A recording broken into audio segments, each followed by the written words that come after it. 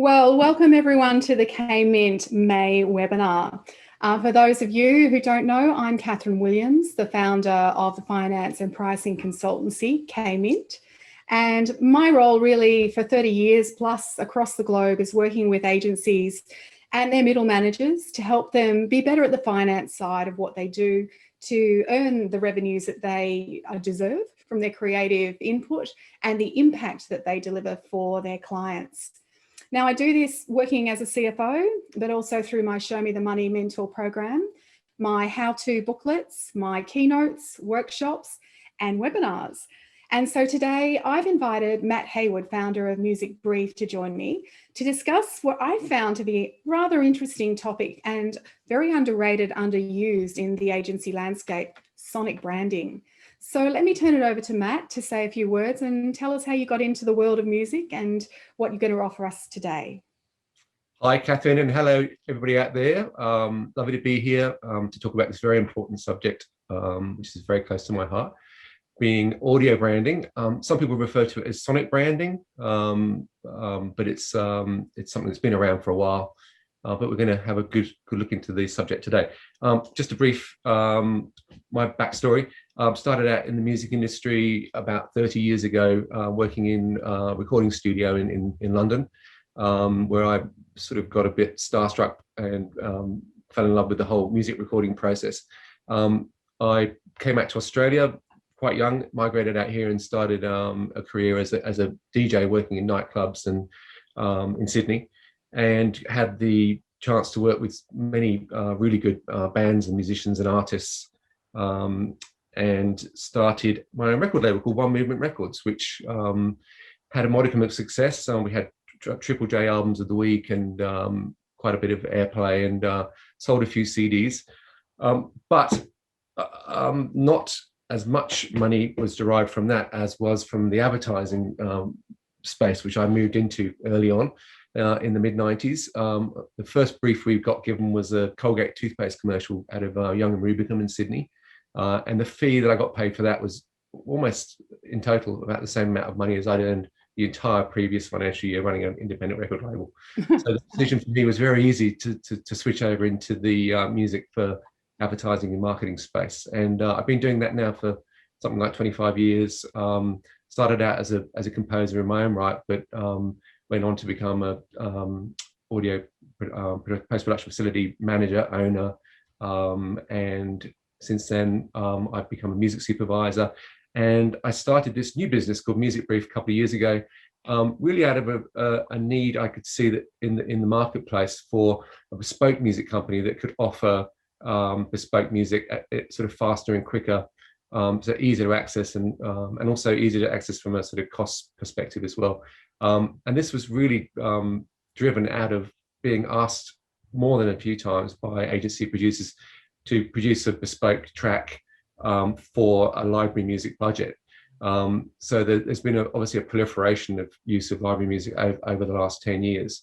And so Music Brief was really about trying to answer that, because the traditional model of bespoke music has been around for 30, 40 years, was a bit old and a bit staid, and a little bit of a challenge, I think, for young producers looking at it. It's perceived as being sort of slow and cumbersome to organise and expensive. So Music Brief really answers that. We basically produce music, bespoke music, in a fast, efficient and cost-effective way. So I think I'm probably in a good space to talk about sonic branding and audio branding with you here today. Yes, definitely. So look, what I'm going to do is I'm just going to fast forward a couple of slides to talk to you about what we're going to do in the context of today's webinar. Just to set the scene though, before I go through our three main points, I did a little bit of a poll when you registered to attend today's webinar, and I wanted to share with you who's in the audience basically. So 58% of you are agencies, and of that we then have the remainder being consultancy and brand. And you're all agency leaders, CEOs, there's quite a few consultants, there's finance and creative represented as well.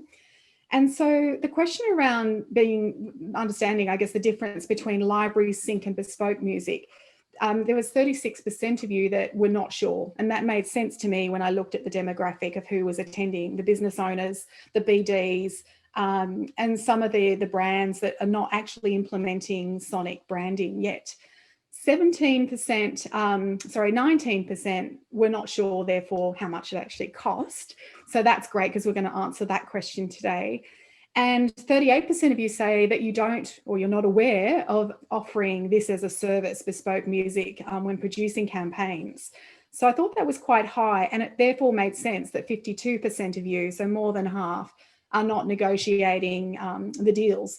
So it sounds like to me, pardon the pun, that you're attending because you are in a position of authority, running a business or a brand custodian or a consultant to agencies or brands, and you really would like to know a little bit more about how you can monetize this unique sensory experience for the good or the impact of the brand.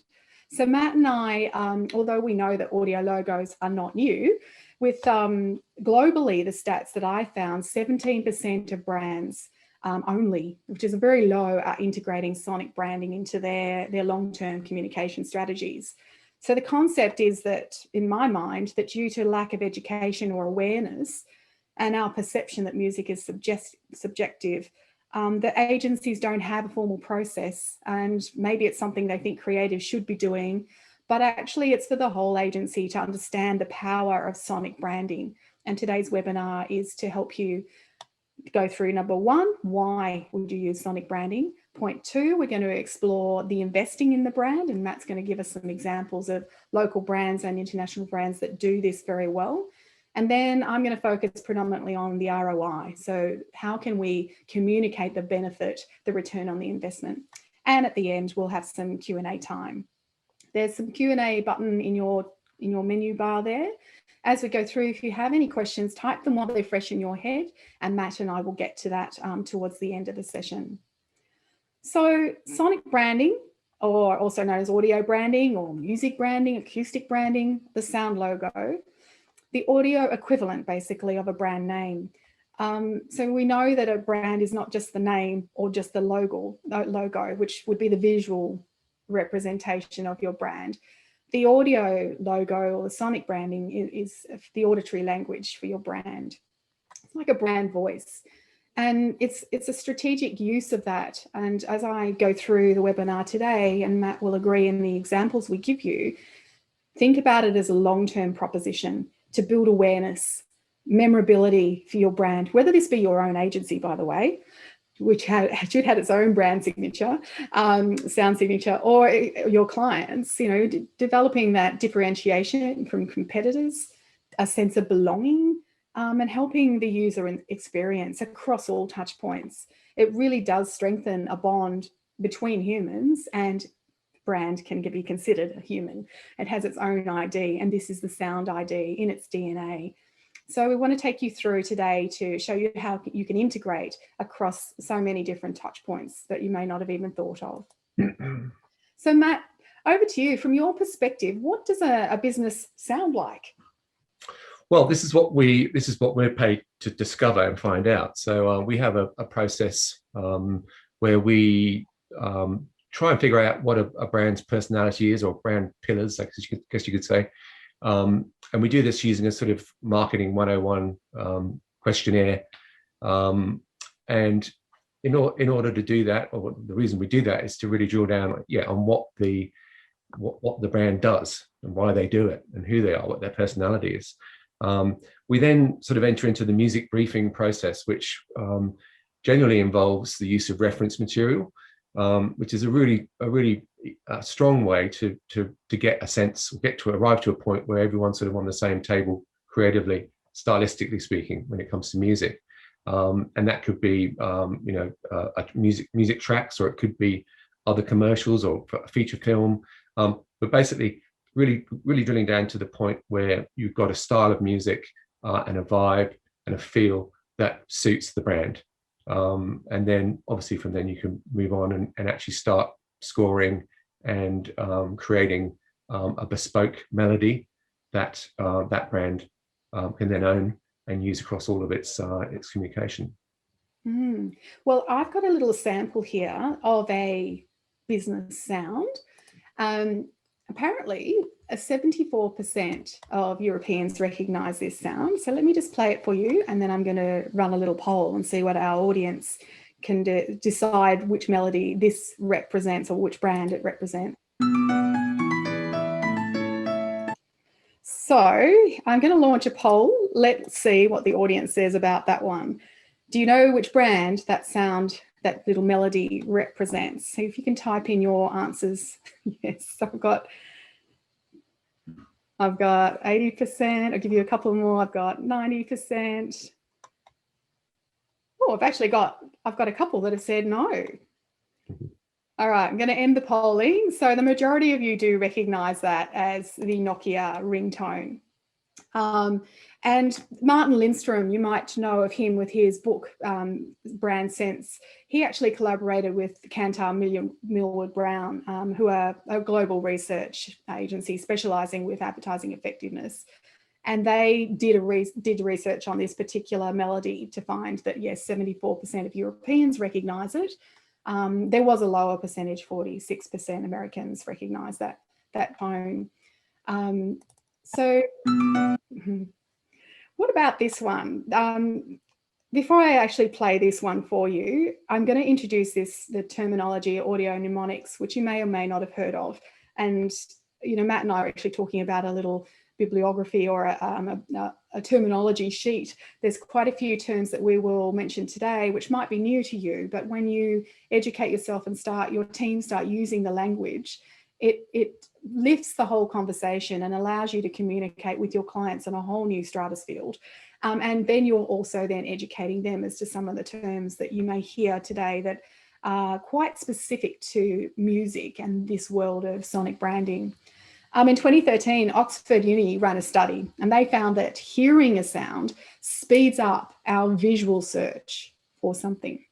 So this audio mnemonics is like an audio log to our ear, what a visual logo is to our eye. So it could be a song, a rhyme, or any riff, a ding, it could be any particular sound, but it triggers your memory and quite quickly, like very fast. So let me just play this one for you and see, again, I'll raise a poll at the end of it. All right, so the next poll, I'll just run this one. Let's go. Let's see what you think. If you can type your answers into the panel. This one, actually the composer was inspired by Beethoven's Fifth. Yeah, it's 100% of you. Everybody knows what that one is. It's incredibly powerful. It took the brand awareness from 24% to 93% globally. And it is, of course, Intel. Now, what's interesting is Intel is one of the world's most valuable brands.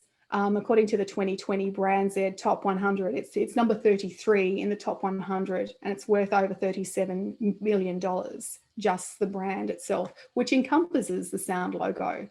So I'm going to play it again, but I'm going to introduce a couple of other brand assets.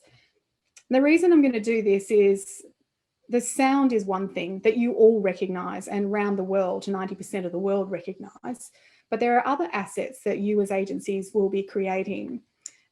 Let's have a look at them so that when you're presenting, again, I'm coming from K-Mint perspective, revenue streams, and what are we creating impact on?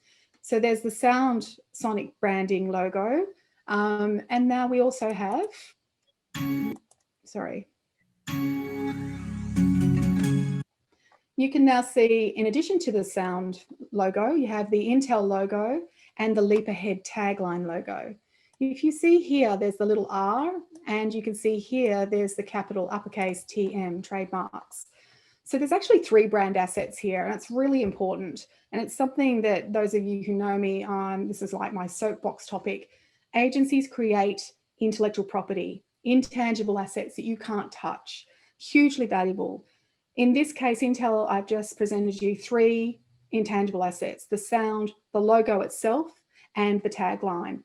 In a proposition across to your client, you'd be proposing 3 different brand elements, brand assets. And the sonic branding one, as we explored already, is not being put forward. It seems to be very underrated, hence today's session.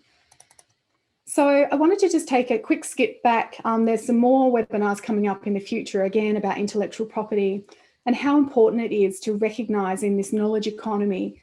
This is a screen grab off the World Intellectual Property Organisation website. And here are all the different types of IP or intangible assets. You can see sound here. 1,426 sound marks have been registered globally. Compare that to 23 million over here. It's minuscule. And it is across the globe. There'll be some slides coming up where I give you some more stats. It is so underrated and underused and underrepresented. So I want to show you this to take it a little further. And then we'll look at the local Australian one too, which these figures include the Australian marks as well. If you actually, we'll just click out into a browser. And we are now on the World Intellectual Property Organisation website.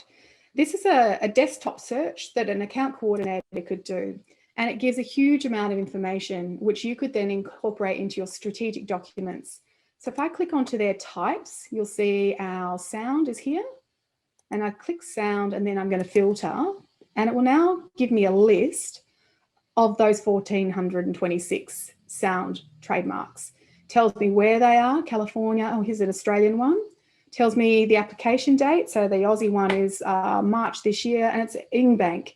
And if you click through, you'll actually hear the sound logo that Ing has registered or applied for registration. It's pending. It's a really great source of information, and I highly recommend that you consider looking into this data that's available to you. Let's go and have a look at the local Australian one. In Australia, IP Australia, we only have 140 sound marks registered against our 1 million word marks, and stylized will be your logo devices. It's very similar. You click onto ipaustralia.gov.au, go for an advanced search, and just scroll down and you'll see there's a drop box kind, and I'll just make my screen a bit bigger, and we'll click the sound one. Instantly I get 140, and I can go for a search to see what those 140 are, and they're listed. So as you scroll down, you can see there's quite a lot of information here that's really cool. And for a quick desktop research to see if there's anything competing with your client, here's O'Brien. Oh, Boost. Let me just click on Boost, for example. And I can play it and hear what they're... So again, really quick and easy to understand what is it that the world is doing on the sound platform, and why we as agencies can also do this and should be doing this, incorporating it into our strategic work and proposition for our own brands, plus our clients. I thought it was really worth just showing you how quick you can find out who's doing what and then incorporate it. So M&C Saatchi, they recognise that an agency this is from the UK branch, that sound is a powerful strategic branding tool. And I wanted to include this quote from Moray. He's been with M&C Saatchi London for 26 years, the last 12 years as a worldwide CEO. And his quote is great. Strategic use of music or sound branding is effective and efficient. And it can save you money in the long term. You can spend less for the same effect and have this consistent device across all touch points. So, these again are compelling. Your own team, your own people can quote and use in your own documents. Get your clients also to. Towards the end of the webinar, we'll actually have a look at a case study of a brand and how the brand talks about their own sonic logo. Again, great source and reference for you to create your own in-house. I'm going to play you another example. So the previous examples were melodies. This one I searched hard for finding just the tune to give you no clue, and it's actually produced differently to what we might usually hear it. And then I'll launch a poll and see if you know what it is.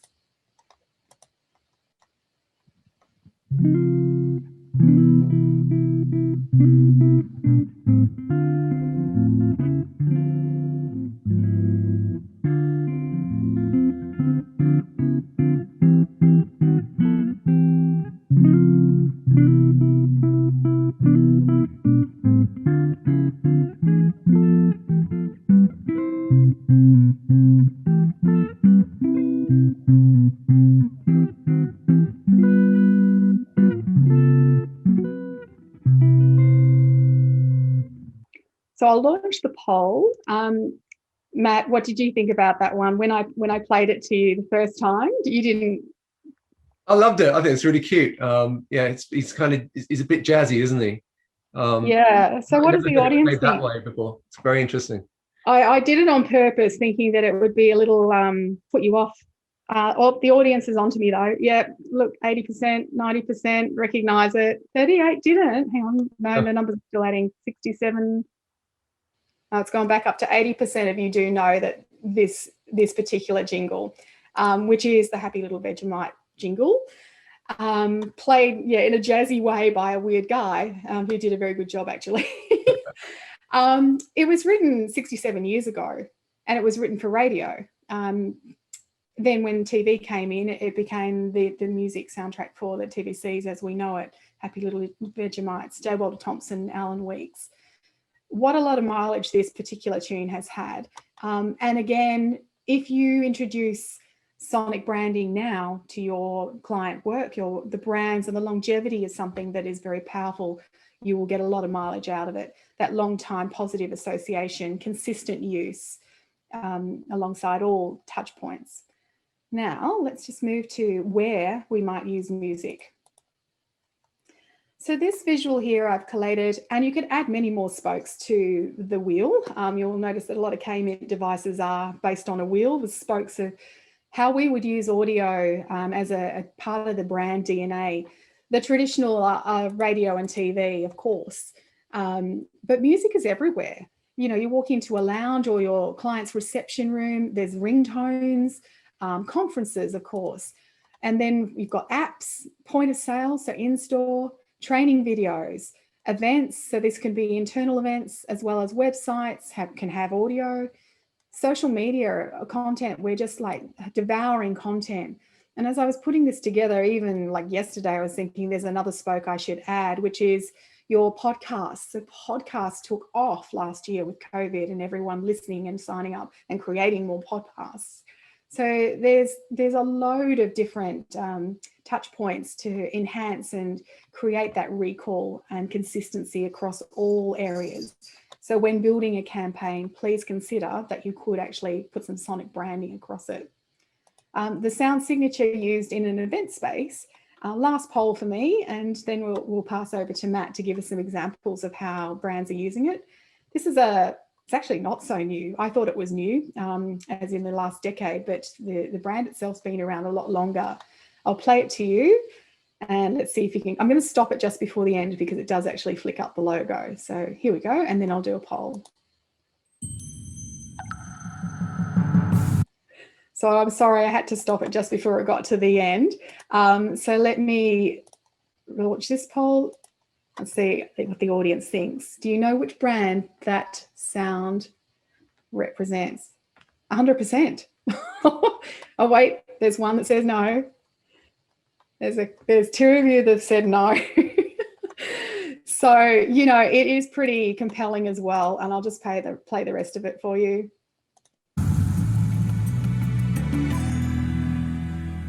So in the event space, in a live event context as well as on screen. So, you know, getting multi-use globally. TEDx or TED just actually have brand guidelines as to, if you do put on a TEDx event, how you use their logo and their sound marks. So again, if you're creating for clients sonic branding, there's other things that you can create, as in the branding architecture, the branding guidelines, all sorts of things that you would create for the visual aspect. You can also double it and now have for the audio branding as well. So Matt, let's talk about sound from your chair, and we'll talk about investing now, whether that be the agency investing in their own brand or for their clients. I'll pass across to you. Yeah, hi, thanks, Catherine. Look, I think in the sonic branding, audio branding space, there's three elements really that go into making up a brand's sonic signature, and that they are sound effects, voiceover, and music. But really, it's music that is the magic ingredient, because it's music, as you mentioned previously, that's everywhere. That connects humans. It's music that has the power to really sort of influence our emotions, and it's music that can connect us with an audience, and obviously it can connect a brand with an audience as well. So it's really music that we're going to focus on in this little section here. And I guess really from maybe 120 years ago, when silent film and the film industry started, it wasn't until someone came up with the bright idea of having somebody accompany those silent films with a piano, where stories actually came to life. And really, if you look back at some of the modern day sort of film scores, in some cases they sort of outsold the film, the soundtracks, through to the jingles that we all kind of grew up with, and we still walk around singing the melodies in our heads today. The power of music to really connect us is indisputable, and I think that most creatives that you ask around the world would agree that it really is 50% of any visual communication. It can be 50% of an audio communication as well, obviously in the case of radio. So I guess moving from that point, let's have a look at the different ways that we can actually procure music for our brand. There'll be some people out there that will know about all this sort of stuff already, but I'll just go through it briefly for the uninitiated. There are generally 3 forms of music that agencies and brands can procure as part of their sonic branding strategy. Bespoke we'll get to at the end, and that's pretty much the key one when it comes to owning your own melody, your own brand audio signature. But some companies, some brands, some businesses do use these other forms of music in their sonic strategy.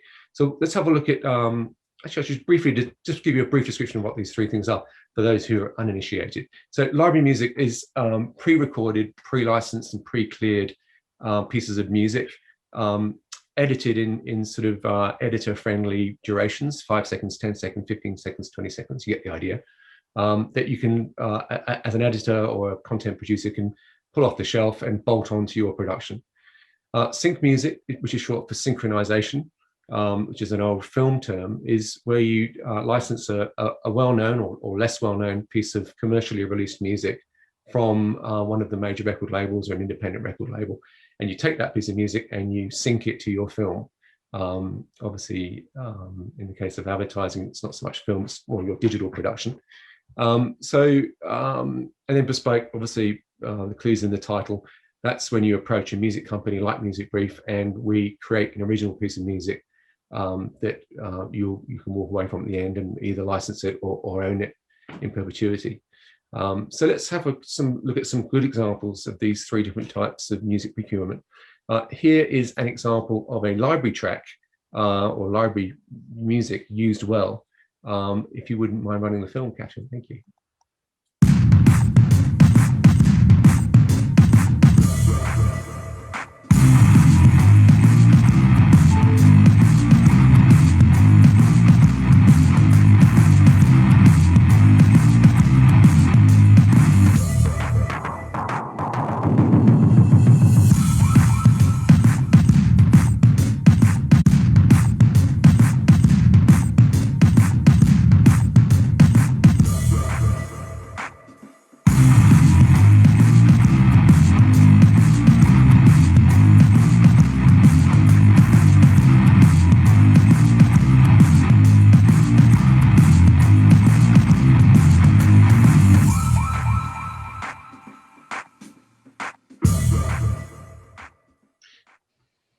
So this is a great example. It's from the Epidemic Sound label. And what has happened here is the film editor has actually cut the commercial to the library track, which gives the impression that the music has actually been scored to picture, which of course it hasn't, which is a clever way of, a clever workaround for use of library music. So what are the pros and cons of library music? Well, other than it can be used well like this, the pros are that there's so much of it out there, and it is cost effective. Wind the clock back 20 years ago, library music there wasn't a whole bunch of it out there. It was generally recorded and produced by people who couldn't sort of cut it in the commercial music space. wind the clock forward to today, there's a lot of musicians out there that aren't making a whole heap of money from physical sales of their music or from the streaming services. So they're getting into producing library tracks and adding their music into libraries. So there's some great music out there. Searching for it, there's some great, clever online algorithms that will help you find the track that you're after. But it's that clever use of editing there that we've just shown an example of where it can really come into its own. The cons are, generally speaking, it's a non-exclusive license when you approach a production music library. It is possible to negotiate a buyout, but you would have to have extremely deep pockets in order to do that. And of course, with the non-exclusive form of license, you run the risk of having your competitor use the same music track on their next TV commercial or radio commercial. So there's a bit of a risk factor there as well. So let's move on to the next example, which is synchronized music. And this is a great example. Let's have a quick look at this. From the multi-award-winning Ranger XLT comes a special breed of truck. The Apple, look at this one. This is a great example. Another good example. I might talk over it as we're listening to it, because I think most of our Australian viewers will recognise the Ford Ranger FX4 Sarah Basco, great Aussie independent artist. It's trying to imagine now. But Ford here have bought the use of the track and used it across a lot of their communication. It's the pros are that again, the editors worked the track really well there and actually edited the pictures to the track. So the emotional cues are there, and all the sort of helping to punctuate the narrative that you would normally do with using bespoke music, where you're actually scoring to picture. But they've cleverly edited the pictures to the music. Again, the con side is ownership. I don't think Sarah Basco would be happy selling that song outright in perpetuity to Ford, although they probably have deep enough pockets to do that if they chose to. But that is the con. And the other one, which I find quite a lot, is you hear the track, the famous music track, but you go away not necessarily remembering what the brand was. And so the danger is that the music becomes the hero, and the actual brand or the service or the product, it sort of becomes second in line. So moving on to bespoke, I think this is where we can answer a lot of these sort of cons. Oh, I think there's one more, Sync, which this is the best one. This is Apple. Yeah, to your point, you recognize the tune, but you might not remember the brand in some cases. Right. And actually, this next example, Apple, they use Sync music as part of their sonic branding strategy. They've got the deepest pockets in the world, so they go out and license the most famous, best pieces of music. But the visuals are definitely Apple, and they're unforgettable. So and I like the combination of the graphics over the top, so it works really well. And you're right, they probably could have afford their own bespoke, but they have aligned with the best in the world as they are. The editor is cut to the music, so it works seamlessly like a bespoke track. Yeah, let's play this one then. You are my best friend and we've got some things to do.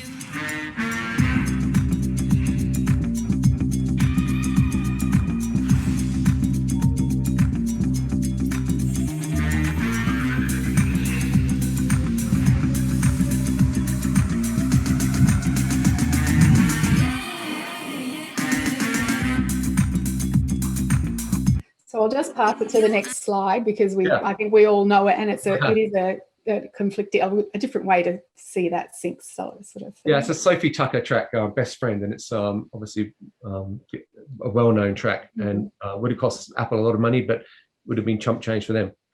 So bespoke music, really, this is where we get into the nitty-gritty, because this is where we can answer 99% of brands' problem, I guess, when it comes to ownership, because with bespoke you can negotiate to buy out and own the track very easily. And I'm going to show two examples here of bespoke music. There's the traditional score, which is music underscoring the action and helping sort of punctuate the narrative of the story. And then we'll look at the jingle, the classic jingle which is just, the brand melody, usually with lyrics pertaining to the brand name or product or service, and something that us Aussies seem to love. So let's go for the score first.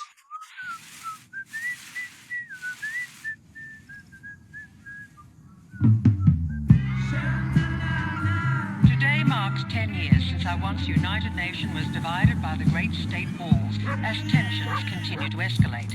An increasing number of Victorians have applied for weather asylum in the Northern Territory, while Queensland stands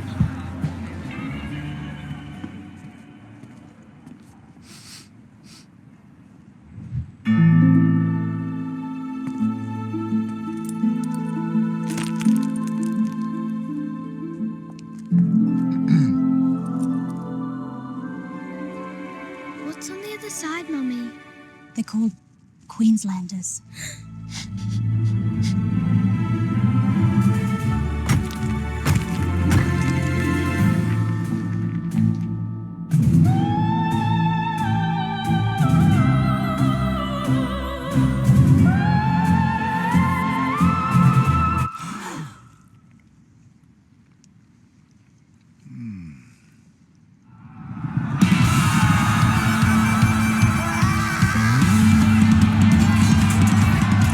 Looks like Sydney's here.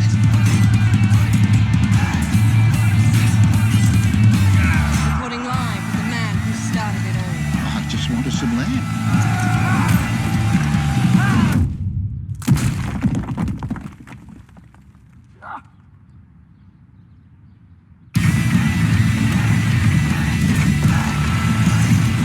Hey, get a bit lower. I love the smell of lamb in the morning. Doreen! Will! I waited for you. So, this is Julio. See? Told you they were different. WA, you made it. Yeah. Sorry for trying to become our own country. Again. Even the Tasmanians have arrived. Where are the rest of you? This is all of us. We did it. The United States of Australia. Nah, it's just Australia. We should celebrate this day every year.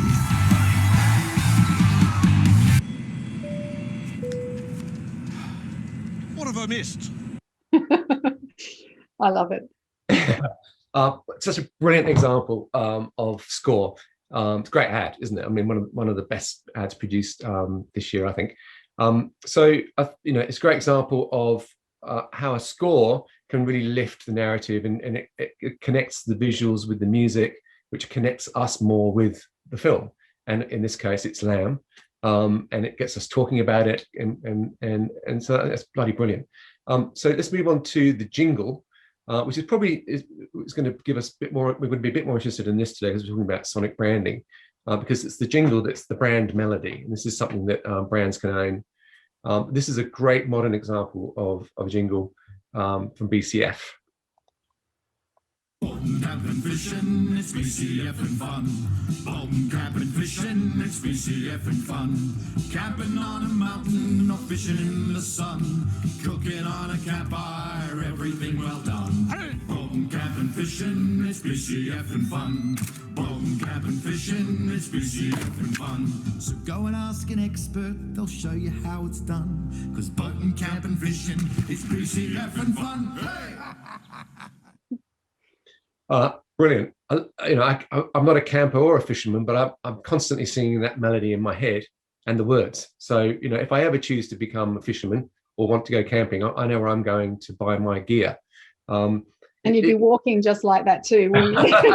Probably, yeah, marching down the street. So, it's something that I think I'm not sure, but I think we invented it here in Australia. I say we. I was born in the UK, but I've been here long enough now to call myself an Aussie. And I remember coming out here in the late 80s and turning the TV on and being blown away by all these funny commercials on TV with these great songs. And over the years, so many of them worked their way into my ear as earworms. Doors Plus, Lube Mobile, your mobile mechanic. I mean, they work, scientifically proven to work. Sadly, they became a little bit unfashionable in as I actually got into the industry in the 90s, and sort of perceived as being a bit daggy. Starting to see the re-emergence of them now, because I think we're starting to really understand how important owning your melody, your brand melody is. And it doesn't have to be tongue-in-cheek and funny like BCF. It can be serious and cool like TEDx or some of the other examples we've shown today. So I guess from a pros and cons perspective, the pros are with bespoke music is you can basically own, have your own melody created, and then you can own it. The cons, well, there aren't that many. I guess what's happened in the last 10, 15 years, especially with the advent of easy, accessible library music, is that a lot of sort of younger producers have come into the industry and really only seen library music as the only way or the best way to procure music, because it's quick and fast and there's always a solution. So music is music choice has become kind of something that gets decided at the end of the production process, because you're always going to find a solution. There's going to be a track out there you can license from a production library. So the whole idea of approaching a music company, briefing them, going through the process of demoing and having to run that past all the stakeholders to get an approval has become a bit clunky, a bit long in the tooth. And I think what's happened is it's basically meant that we've got a lot of visual communication out there now today with where the music doesn't really do anything. It doesn't talk, doesn't connect with the pictures. It's kind of just this sort of bolt-on piece of music. And I think as marketers and brands, we're missing a trick. We all know how powerful music is, so we should be using it at whatever opportunity we can. So, cut a long story short, what we're trying to do, what Music Brief's trying to do, and a number of other brands, music companies are trying to do right now as well, is make the whole process of engaging with the music composer, briefing them, going through the demoing process, licensing the track, simple, easier, quicker, and more cost-effective, so that brands can go down this path of having their own melody produced, and that they can then own it and use it across their all of their communications. So yeah, look, beautifully said, Matt. And I'll pick up and move from the invest in the brand, and some of the points you just raised, Matt, is maybe the jingle was a bit daggy, but there seems to be a resurgence of it, and that's for good reason, because we realise that the marketplace is so cluttered with a variety of options globally available to us. So brands are very much wanting to differentiate and be more powerful and connect with the senses, our human senses, and sound is one of the most powerful, if not the most powerful sensory experience that we can have. Which takes me into the world of ROI and that impact that we are making for ourselves, our own agency brand Sound. In fact, I need to go and get one for K-Mint, because it is a little bit pioneering. As we said in the outset, there's very few brands are really tapping into it. They use music, but it hasn't been applied across all touch points as a strategic approach. And those that are using it are finding incredible increase in output and in impressions and attribution. So the mathematical formula for ROI, is pretty straightforward. It's the return divided by the cost of your investment. But as any marketer knows, being able to quantify that impact is the challenge. And it's about big data, it's about no data, it's about how much of it is attributed to, in this case, the sound. It's challenging.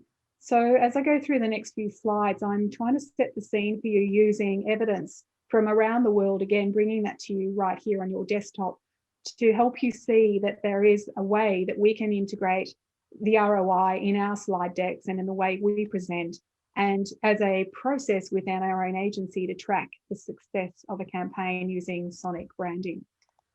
So this is a graphic from the Institute of Practicing Advertisers in the UK, which is telling us that the musical ads in campaigns are 27% more likely to report larger business effects compared to non-musical. So these ads that have used music are much more successful than those without. It's a very simple graphic. you could actually look at your own client mix and see those that use music and those that don't, and build your own graph, for example. This has been evidenced as well by some of the Les Binet and DDB work with psychological departments from the University of London. I mean, there is great research out there that proves the audio power, and WARC as well, which is one of the global database companies. 48,000 articles that talk about music, but only 10% of them have audio guidelines. So, the role of music is not there in a lot of detail. There's huge scope for agencies to move into this space. This particular graphic is showing us about original ads and then applying sonic branding. And again, consistently across, you can see the emotional intensity, the encoding with the consumers. This proprietary research is used across different types of category as well. So automotive, pharmaceuticals, and it's all innovative, trying to assess and show that adding an audio logo infuses a layer of meaning into your visuals. So that 14% higher memory encoding. So these are the metrics that will actually show that you do have proof of success. Now, a supermarket actually selling wines used the same sort of thinking and ran a little test. So from an agency perspective, you could trial this and put it as an R&D part of research and investigation for your client's brand. In this particular study, on the days that they were playing French music, the French wines sold more. On the days that they played German music, the German wines sold more. It was the outselling of the French and the German wines when the music was typically playing was a very easy survey to done. There's a Harvard University paper on this as well. So it's something we could apply in our own process as part of the strategy that we may recommend to our clients. And that the guidelines for visual ID, most agencies or brands will have 86%, the stats say, and only 17% though would have audio brand guidelines. So I think, this is again really compelling and helping you see that there is an opportunity for you. For those of you that don't know, Radio Centre is actually the industry body for commercial radio in the UK. And they conduct research on this topic of audio sonic branding. And, again, it's a bigger market than Australia. So you can see there's scope for us. Similarly with 6M Son, which is a New York and Chicago-based branding agency, they call their sound logos earcons. It's another term that you might have heard. Loads of studies have been done. They did this over a 10-year period to ascertain these metrics. The return on their investment is 22% attention, an increase of 27% on recall, and 30% attribution to the brand. So again, great stats, and any shift of the needle, impressive. So if you can measure at the beginning and measure at the end and look to these types of slides/graphics and compelling ROI, it's definitely encouraging you to consider it. So as we've said several times now, only 17% of brands have audio guidelines. 6M Son, they agree with what we heard earlier about the radiograph signs from the UK. So again, Radio Centre said 17% in the UK, and 6M Son, New York, Chicago also say 17% in the States. So worth doing a little poll on your own client portfolio. Do they have audio signatures? What about their competitors' soundscapes? What do they have? And offering them something. So I thought this was a bit cheeky of me, but I pinched this from your website, Matt, because I found it really great just to see quite clearly what are the options if I wanted to offer this to my client, for example. How could I sell it to them? And I really love the simplicity of the licensing options you have. Do you want to just give us a little bit more of an overview? Yeah, and not cheeky at all. So we've really tried to simplify the licensing process because traditionally in the bespoke music space, it's quite complex because you're dealing with different territories, different mediums, different durations. So what we've tried to do is come up with 3 blanket licenses that basically satisfy the needs of 99% of most people's usage requirements. So they're basically called online content, any media plus. The two, the one on the left and the one in the middle, they're 12-month licenses. Any Media Plus is in perpetuity. So they're all worldwide licenses. And then the media is covered off in the title, basically. So online content only is anything that's basically online. So if it's on a website or if it's online commercial. And then any media is everything else you can think of. So TV, radio, cinema, in-store, stadium use, wherever you want to use it. For 12 months, all media and Any Media Plus is in perpetuity. So you basically can use that piece of music, that melody, that brand sting, mnemonic, audio device across everything forever. So I really love this, Matt, because it makes it very digestible and clear for me to see. I like obviously the Any Media Plus Forever buyout 20K, because I can see if we approached or proposed to a client a 5-year strategy at 20K, that's $4,000 a year that they might pay annually, plus the markup. So maybe we made it $6K a year, so the agency would take a clip on that. Or they buy it all up front, you invoice the client the 20 grand plus your markup in the first year, and then they can use it forever, amen. Maybe it's not operating expense. Maybe it doesn't come out of the client's marketing budget in the P&L for this year, because it is something that could be used consistently for future years. So perhaps it's more a CapEx, capital expenditure. So there's an opportunity there to discuss which bucket of money that comes from, the investment. And then calculate the return on investment, because if it's used for more than 5 years across multiple touch points, you've got some ROI there that you can show that the return on that initial investment has generated. For me, it was just another area of licensing for agencies is a bit of an unknown. There's not a lot of source that you can get. Sorry, I've gone the wrong way. So let's get to the next slide there. As we kind of come to the end of today, I just wanted to leave you with a quote, a quick wrap up, and then an example case study, again, to illustrate to you how other agencies and brands around the world are starting to really tap into sonic branding. This quote here that I've put from Al Young, ECD from St. Luke's in the UK, that consistency is really important. The Intel example we gave you earlier, which 90% of the globe recognize that sound. Although we've never seen the Intel chip inside, we've never touched it, we all know what that sound represents. It's a really powerful example of sonic branding, and the return on the initial investment is, again, quite remarkable. The point here is that was 30 years ago, 30 years ago, and they're still using it because it is successful. So if we start today to suggest and promote, push forward, present sonic branding to clients, that in 10, 20, 30 years time, it will have a similar response. Of course, they'd have to be continuing to use it across the marketing touch points, and it can certainly make their money go further. So everything, all roads lead to that impact that you can have in the longer term, as usual, which again, we've touched on in some of the other webinars. So as a bit of a wrap up, the brand signature or the sound logo, I think, there's been enough evidence today to show you that there's a huge opportunity for agencies and brands to start tapping into this auditory sense, which has been overlooked. And Matt mentioned it also. I think music's been in our lives. It is the magic and the connector between us in so many different ways as humans. But in our advertising, promotion, marketing world, we probably haven't harnessed it yet.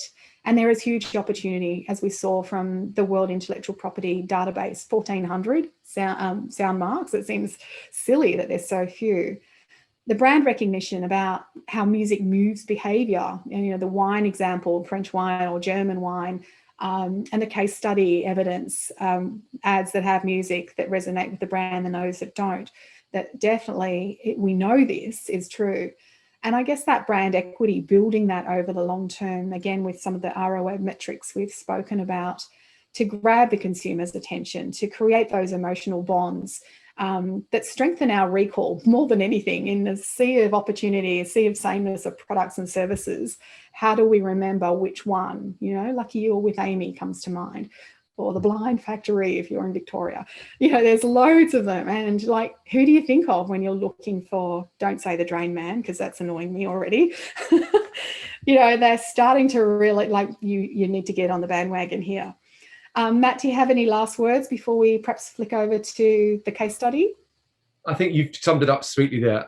It's just music's really important, and we're missing a trick. I'm not, but a lot of brands are, and I think that they need to, and their agencies need to consider how important it is, and make some smart choices. Great, and that leads me to the last slide before we go to Q&A. I discovered this recently in my research for today's webinar, and I love it. The brand is MasterCard, and on their website, they talk to us, and I'm going to play it's 1 minute and 54 seconds. They talk to us about their sonic branding, and I'm showing it to you because it is an awesome opportunity for you to create for your clients a little 1 minute and 54 second case study as to why they might integrate sonic branding, and work with them to create this video that shows and explains. So, let's have a look at how they debuted. It was like a press release, their sonic branding. I'll just play it for you. Hello, and thanks for tuning in. This is Raina Kamath from MasterCard with a news update. Today, MasterCard debuts our Sonic brand. That's right, Sonic brand. It's the sound equivalent of our iconic red and yellow circles. From the music you'll hear in our commercials, to the acceptance sound while shopping, our unique melody will reinforce our brand every time a consumer interacts with MasterCard. I'll spin the sound for you in a moment, but first, why Sonic? And why now? From connected cars to voice shopping, the modern way we live, shop, and pay continues to change and impact how we engage with the world around us, including the role of brands. Sound adds a new dimension to our brand identity. It is a powerful way to connect with people and a critical component to how people recognize MasterCard today and in the future. Let's take a listen.